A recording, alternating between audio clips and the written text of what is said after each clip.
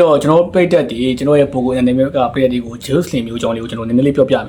်ပြောပြမယ်ဆိုတော့ကျွန်တော်သိတော့ပေါ့ဗျာဂျေရုဆလင်မြို့ဆိုတော့အစ္စရေးနိုင်ငံမှာရှိတာဗျာဒီမြို့ကကျွန်တော်ခင်ဗျားတို့ဂျေရုဆလင်လို့အတန်ကြားဖို့မှာပါဖလောက်တော်မင်းနဲ့ဂျေရုဆလင်ရေးပါနေရလေပြောမယ်ဆိုတော့ဒီမြို့မှာမြေလည်းမရှိဘူးချောင်းလည်းမရှိဘူးတယံဇာတာလည်းမရှိဘူးရေနံလည်းမရှိဘူးဗျာဟုတ်လို့မလားဒီမြို့ဟာပြောမယ်ဆိုရင်ထုံကြောက်တွေကြောက်ခွဲတလဲတွေပြောမယ်ဆိုတော့ကြောက်တောင်တွေကြောက်တီကပုံများနေတဲ့မြို့ဗျာဒီမြို့ပေါ့နော်ဖျားဖို့ခီးတွားတွေလည်းလာအရန်ကိုလာကြတဲ့မြို့ဒါပေမဲ့တိထားဖို့ကအဲ့ဒီမြို့ကခင်ဗျားတို့ဖျားဖို့ခီးတွားရောင်တက်မဟုတ်ဒီမြို့ကိုအရန်လိုချင်ကြတာဘယ်နေရာလိုချင်ကြလဲဘယ်လိုလိုချင်ရလဲဆိုတော့ခေါင်းမှာဘာသာကြီးတွေ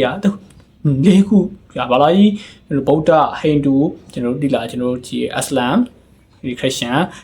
်ဂျူးလို့ရှိတယ်ကျွန်တော်တို့အများကြီးကျွန်တော်တိတော့ရှိတယ်ဗျာအဲ့ဒီမှာကျွန်တော်ဒီမြို့ဘာသာကြီးတုံးခုကဘာသာတုံးခုရဲ့အရေးပါဆုံးနေရာတစ်ခုဖြစ်လို့ဘာသာတုံးခုကလည်းဒီမြို့ကိုအရန်ပိုင်ဆိုင်ခြင်းနဲ့နေရာမြို့ဗျာဂျူးခရစ်ယာန်အစ္စလမ်တို့ဟာ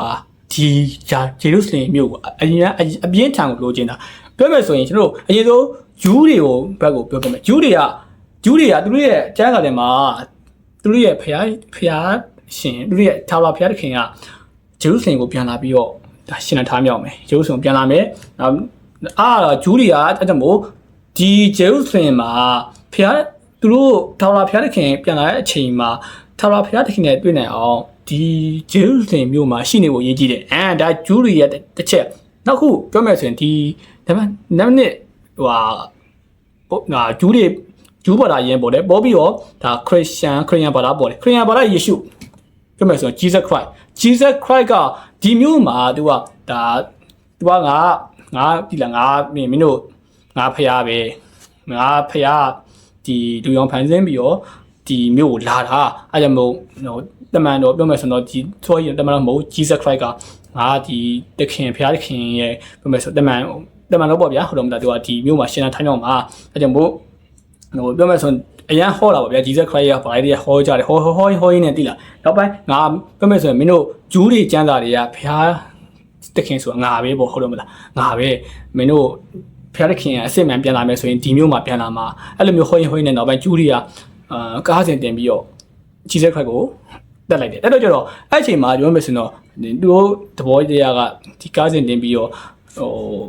Jesus Christ ကိုတက်ပြည့်နောက်မှာရှင်နထားမြောက်သွားတာပေါ့ဗျာအဲ့မှာလူတွေယုံကြည်ကြတယ်ဒါကြောင့်မို့တို့တကယ်လို့ဒုတိယတစ်ချိန်ဘုရားသခင်ပြန်လာမယ်ဆိုရင်ဒီမျိုးကိုပြန်လာပါပဲအဲ့ကြောင့်ခရစ်ယာန်တွေကလည်းဒီမျိုးအရန်လိုချင်ကြတယ်နောက်တစ်ပါလာကကျွန်တော်တို့ပြောမယ်ဆိုရင်တော့ဒီပြောမယ်ဆိုတော့အစ္စလမ်ဘာသာပဲအစ္စလမ်ကလည်းဟုတ်တယ်အစ္စလမ်ဘာသာကတမန်တော်မူဟမ္မဒ်ကငါကတမန်တော်ပဲဘုရားသခင်တို့မကာမျိုးပွားဖို့ဗျာမကာမျိုးမှာသူကဒီဟုတ်တယ်ငါကတမန်တော်မူဟမ္မဒ်ဒါပေမဲ့မူဟမ္မဒ်ကငါကဘုရားသခင်ရဲ့လွတ်လိုက်တဲ့တမန်တော်ပဲပြောမယ်ဆိုရင်တော့ဘုရားသခင်ဒုတိယကြိမ်မြောက်ပြန်လာရင်ငါဂျေရုဆလင်ကိုလည်းလာမယ်ဆိုပြောမယ်ဆိုသူတို့ကလည်းဂျေရုဆလင်ကိုလိုချင်ကြတာဗျာအစ္စလမ်တွေလိုချင်ကြတော့သူတို့စဉ်းစားကြည့်မယ်ဆိုရင်တော့သူတို့သုံးပါလုံးရဲ့ဘုရားကတဆူတည်းပဲဒီလားဘုရားသခင်သူတို့သုံးပါလုံးရဲ့ဘုရားဒီထာဝရဘုရားကတဆူတည်းပဲအဲ့ဒါမို့ဒီမျိုးကအရန်ရေးကြည့်တာဗျာသိလား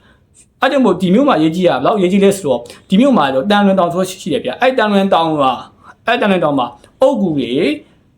ခင်ဗျားတို့ခရီးတွားပြောမယ်ဆိုတော့မြင်ဘူးမလားမသိဘူးအဲ့အုတ်ကူတွေကကျွန်တော်တို့အဲ့နေရာကိုမြုပ်နှံဖို့ကိုယ့်ရဲ့အယိုးအိုနှုတ်မြုပ်နှံဖို့ကဒေါ်လာတောင်းချီပေးဝေရတာ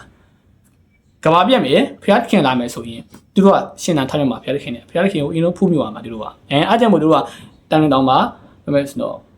လာပြီးတော့ဒေါ်လာတောင်းချီပေးပြီးမြုပ်နှံကြတာနောက်ပြီးဒီမျိုးဟာပြောမယ်ဆိုတော့အဲ့လောက်ထိအရေးပါတဲ့မျိုးကိုလူတွေယုံကြည်ချက်ပေါ့ဗျာအရေးပါတဲ့မျိုးကိုအရန်လိုချင်ရတာလိုချင်ရတော့ကျတော့ဒီမျိုးကနှစ်ချိန်တိုင်လဲဖြည့်ဆည်းခံရပြီဘလူတွေဖြစ်တယ်ဆိုတော့ကျွန်တော်ပြောတော့ဘူးနောက်ပြီး23နှစ်နဲ့ဒီမျိုးကိုပြောမလို့ဆိုတော့စစ်တလင်းလဲဖြစ်သွားသေးတယ်ပြင်စဉ်းစားကြည့်ဗျာအမြင့်မြတ်တဲ့ဖျားသခင်ရဲ့ပြန်လာမဲ့ကျွန်တော်တို့